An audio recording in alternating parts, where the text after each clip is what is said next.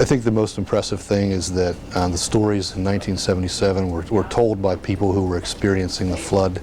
They were here, they were flood victims, they lost property and loved ones.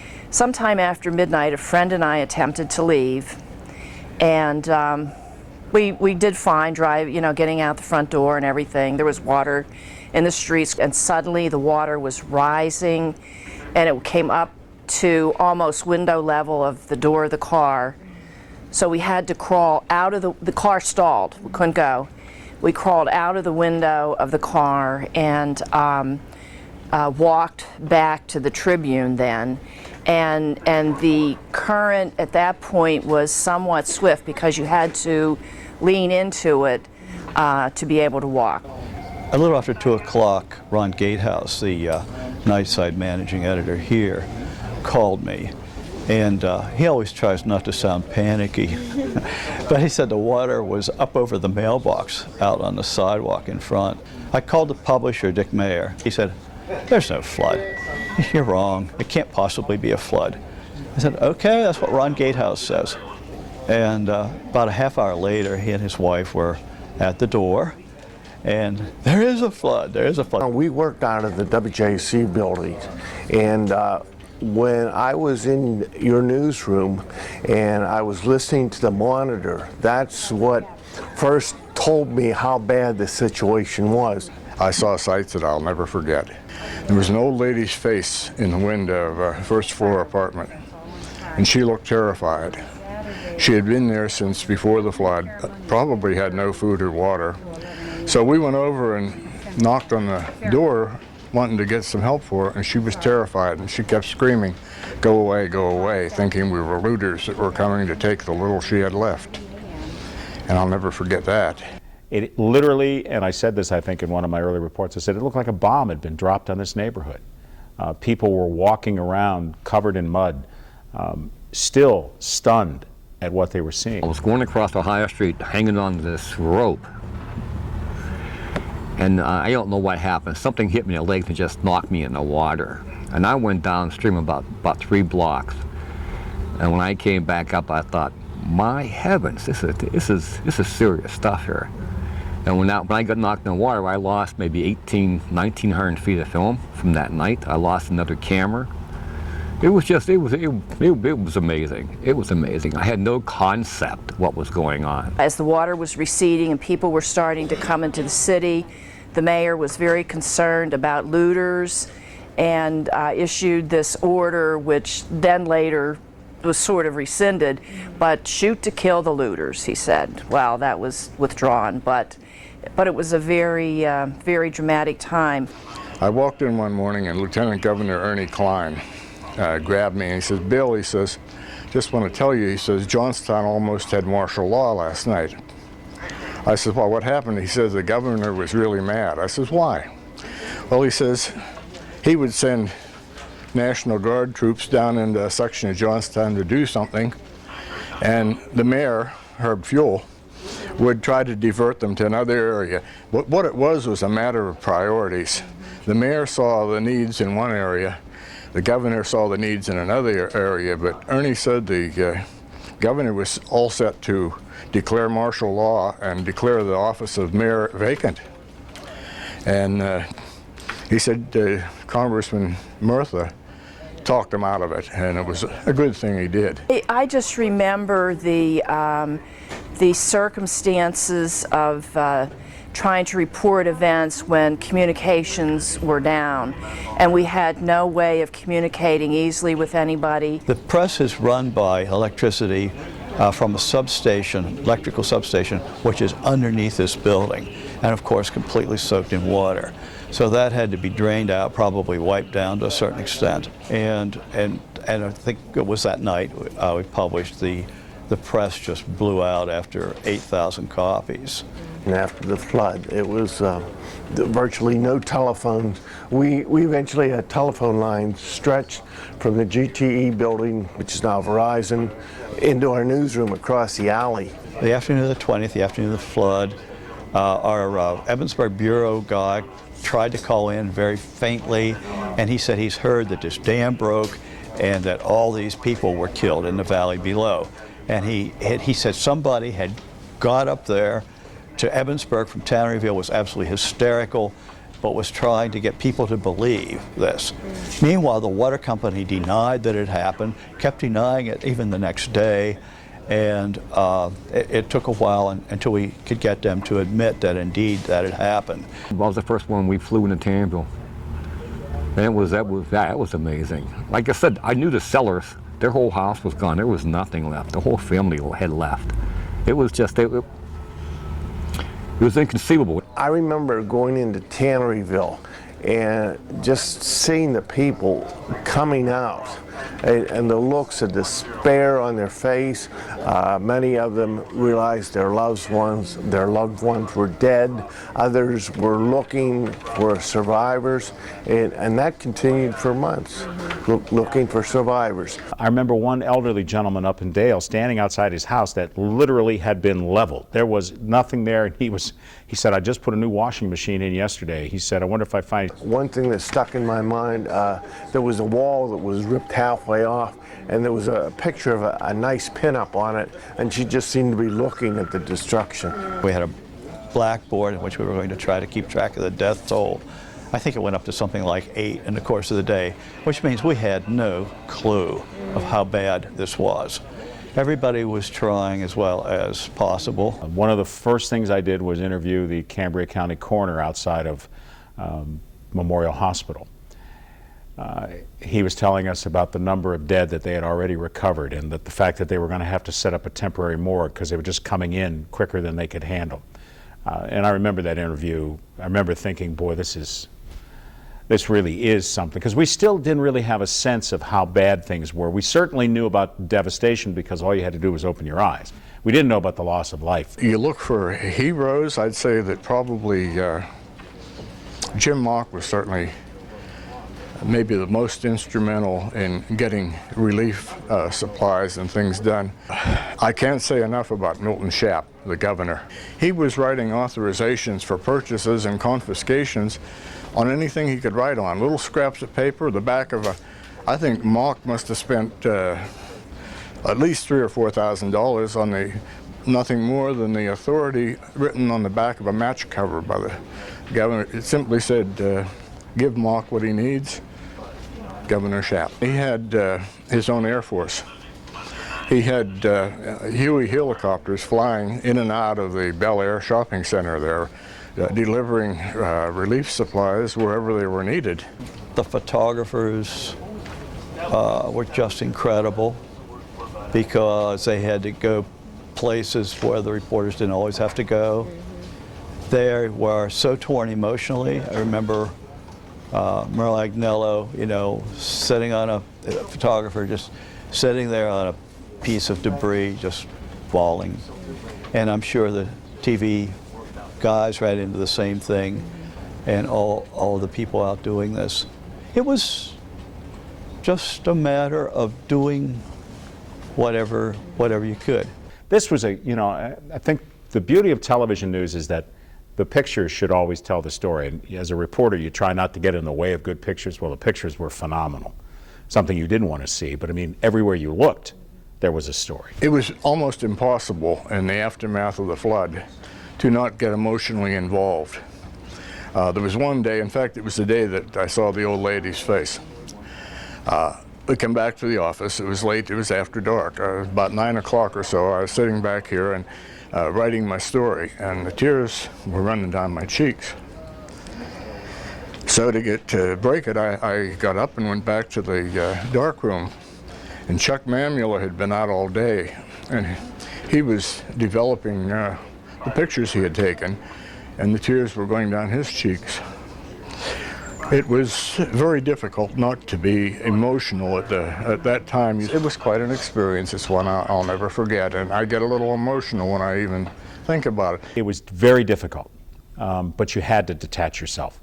The one thing that made it a little easier was and again, words fail me when I try to describe this, but the just miraculous attitude of the people that were still, that survived this. In a sense, we were all victims, and your professionalism takes over, and you do report objectively, but that's not to say you cannot be caught up in the emotions of the moment. All the shooters that are up here, when you have your idea viewfinder, when you're shooting, it isolates you from reality. And reality didn't set in until we found the body of that little Smith boy the next morning. They didn't fly in from New York or Atlanta to cover the big story. They were here. They were here when it happened. It happened to them, and still they were able to step outside the experience and tell the story in video or photographs or words, and very powerful stuff. And what we're doing 30 years later is really kind of build upon the work that they did then. I think what's amazing about these interviews is that this is history, but it's current. And so there are still so many people who have such strong recollections of the flood. And people generally want to talk about it, even people who have had great loss. Some of them talking about it really publicly for the first time.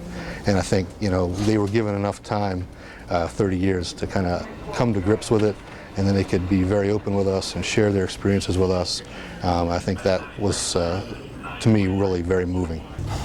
No matter how badly a neighborhood was damaged, people pulled together and they helped each other out. One guy I talked to was still moved to tears 30 years later by the help that he got from people he didn't even know after the flood. So that's what you hear, neighbors helping neighbors. I mean, these were people who had lost everything. They had lost children, they had lost parents, husbands or wives, and yet they were still trying to go on. And this was the Johnstown spirit. These people are a treasure in a sense that we can tell their stories now. I mean, obviously there's some value to it for us, but there's, as I said before, I think there's value to it for them to be able to honor those that they lost and remember the help that they got from their neighbors. It was kind of interesting. We found in talking to people that there really wasn't a collection of stories anywhere about the 1977 flood. As a matter of fact, I visited the National Memorial in South Fork, and the warden who runs that facility said people were continually asking for books about 1977, and his answer is nobody's ever done one. So the book we did, the DVD project we're working together on, kind of is a product of the fact that there isn't anything out there. The other part of the motivation was to try to allow people to tell their stories themselves while they're still here, and preserve that moment of history in Johnstown for ensuing generations. It was such a an impactful event that we don't want to let it get away. So we had an opportunity this year to really encapsulate that, to pull it together really for the first time. So that's what we wanted to do.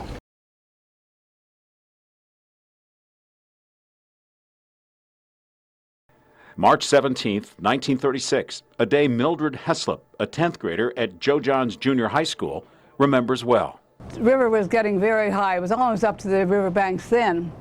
And the teacher said that, Miss Hess said, if anyone wanted to leave, she would take the responsibility that we could leave, and it would be her responsibility. Mildred returned to her home on Napoleon Street, just blocks from the river, where her neighbors were seeking shelter. If the water got up to the second floor, we'd have to leave because that would make the house float. The water never made it that high, but Mildred remembers vividly a friend who nearly lost her life in the floodwaters. But a friend of mine from school was in a rowboat with a woman and a little boy, and the woman I think got hysterical, and she upturned the boat. She drowned and the little boy drowned. But Donna was an especially harsh swimmer, and she swam. Like many others, the Heslops rebuilt after the St. Patrick's Day flood. Then 41 years later, the city, calling itself flood-free, was hit again. I say it was more terrifying because the thunder and lightning, that was so unusual. Using the so-called lifesaver built 2 years after the 1889 flood, Mildred's family sought higher ground. Everybody that could tried to get over to the incline plane and up on the incline up to Westmont. A different type of flood. Mildred says even at 86, she clearly remembers things she saw during the summer of 1977. One thing I remember particularly then was a man was across the street on the top step of the post office building. Then I forget what it was. It was a real estate office, I think. And he finally had to move, and he moved over and crawled into a tree because the water was getting up too high. With all they saw, neither Mildred or Ruth Mall, who also survived both floods, believe Johnstown will see another flood. Not according to the weather predictions. Hopefully not. Right now, my daughter's living in Florida, and they're waiting for water. They're waiting for rain in Florida. Oh, you're the flood baby. And I'm like, yeah, I'm a flood baby. For 30 years, Melanie Horner's heard the story of her infamous birthday. Well, then until she was born at 4, there was no lights. 5 weeks before her due date, Linda Dinan went into labor. And we get into the hospital, found a spot right there on Franklin Street. Never find that. Waited water, thinking the sewers had backed up. Got into the hospital. 3 hours later, Melanie arrived as the only baby delivered at Memorial Medical Center on July 20th. Well, I took her into the doctor's office, and she doesn't really get labor pains, so she didn't know she was going to have a baby. Down at Lee Hospital, Dawn and Candy already had 2 little boys. As the storms raged outside, doctors told them by morning they'd have a 3rd.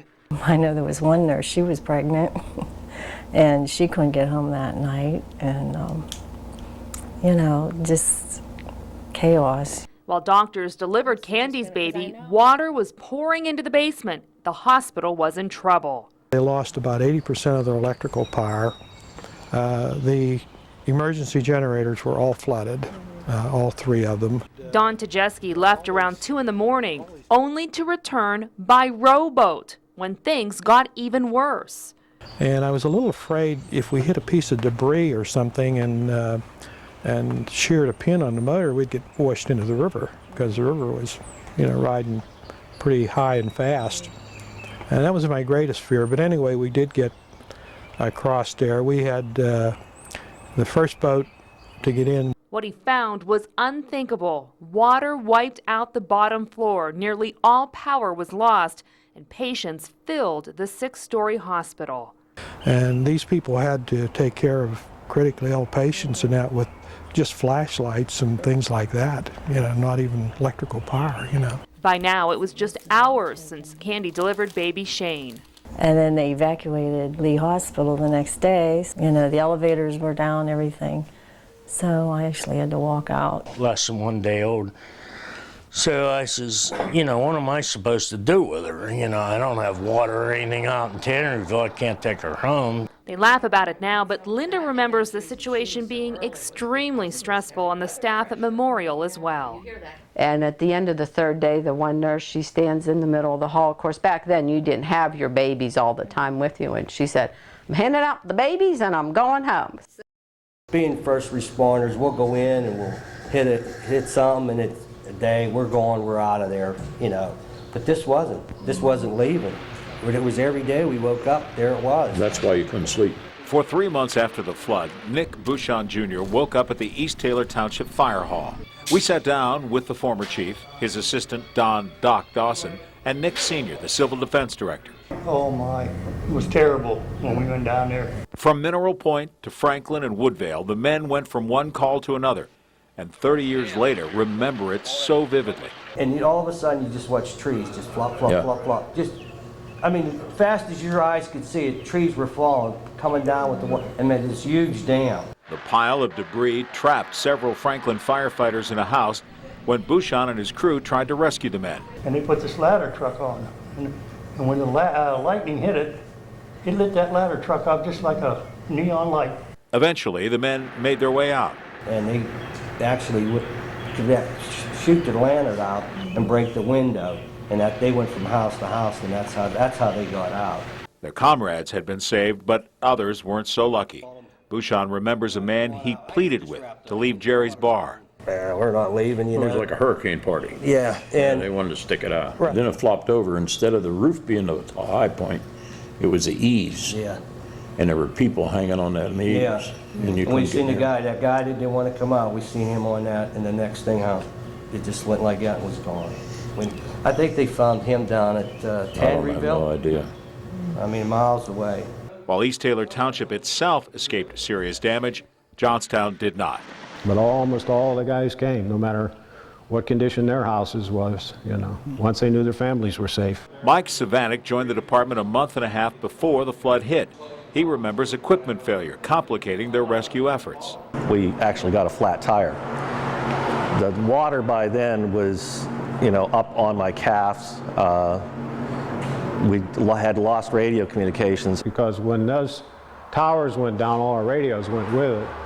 And there was no way of telling how many firemen were killed or injured or where the trucks were or anything like that. But if there's one universal theme that resonates with all these men, it's the story of the people. I mean, the whole city was overwhelmed.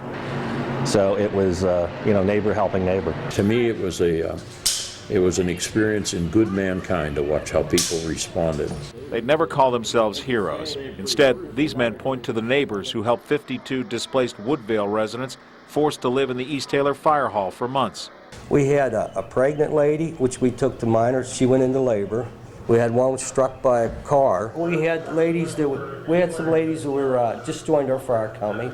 Donna and then Sarah Jane, she joined it. They were both nurses, and they spent days here taking care of people. I mean, giving people shots. They made sure we all had tetanus shots. Well, and Rosebud Inn, right.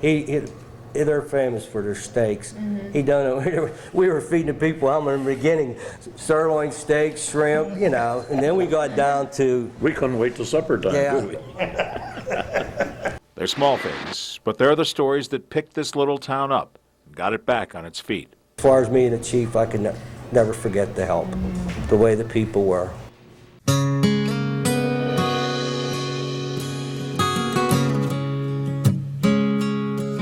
In a sleepy little steel town in the Pennsylvania hills, I was born in '55 in a place called Tanneryville. Growing up was easy, life was at its best, but ahead would lie the test. We had our share in '89 and again in '36. Come on, God, we've paid our dues, please don't do this again. But in July of '77, the rains came pouring down, and it filled our sleeping little town. And it filled our sleeping little town. It washed away our homes, and it took away our life. It caused a lot of suffering, a lot of pain and strife. But there was a force much greater than the raging water tide. It was called the Johnstown Pride. It was called the Johnstown Pride. It was called the Johnstown Pride.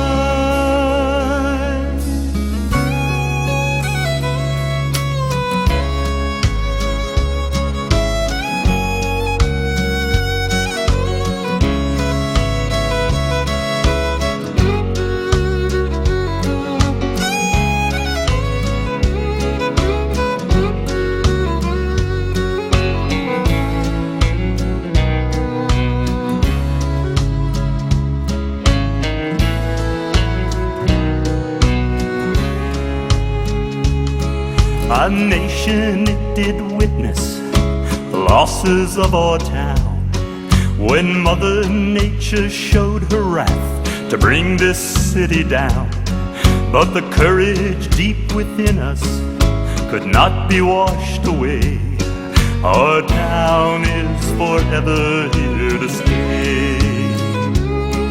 Our town is forever here to stay. The Johnstown Heritage Festival we celebrate, the character within the folks who made this city great. Just look around, take notice who is standing by your side. You can feel the Johnstown pride. You can feel the Johnstown pride. You can feel the Johnstown pride. In a sleepy little still town in the Pennsylvania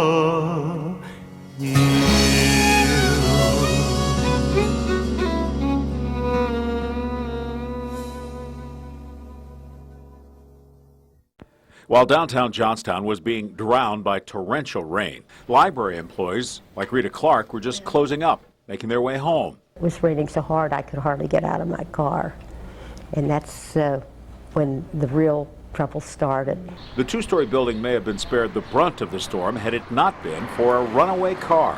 And this car had come through the window, and that's why so much water came into the library. The library was flooded, and all the books were floating down the river or down the street and so on.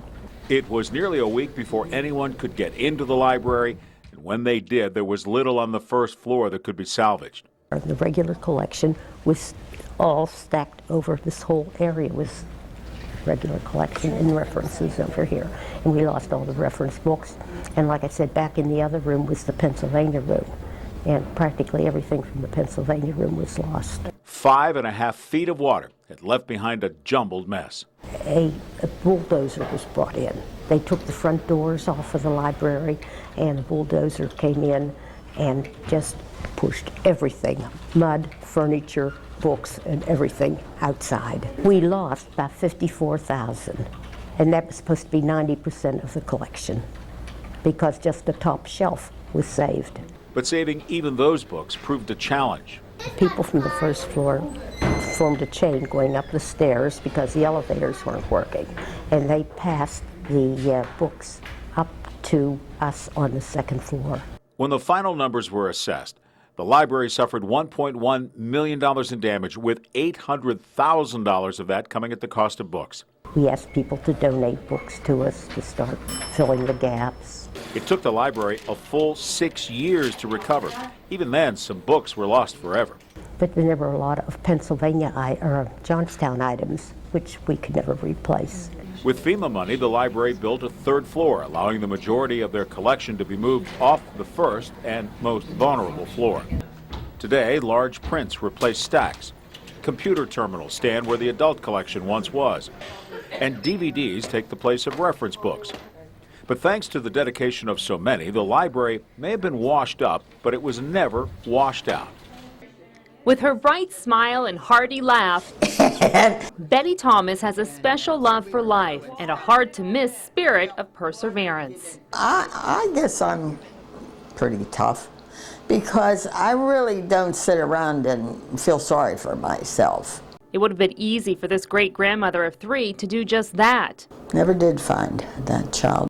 Along with her 3-month-old great-nephew, her husband's brother and sister, their spouses, and several nieces and nephews were killed when the Laurel Run Dam let loose.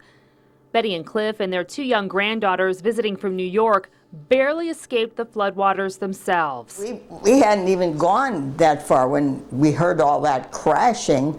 It was coming in our place. I remember my daughter-in-law saying they were a nervous wreck coming down. The further they came, she said, oh, you could hardly believe that we're going to find them alive.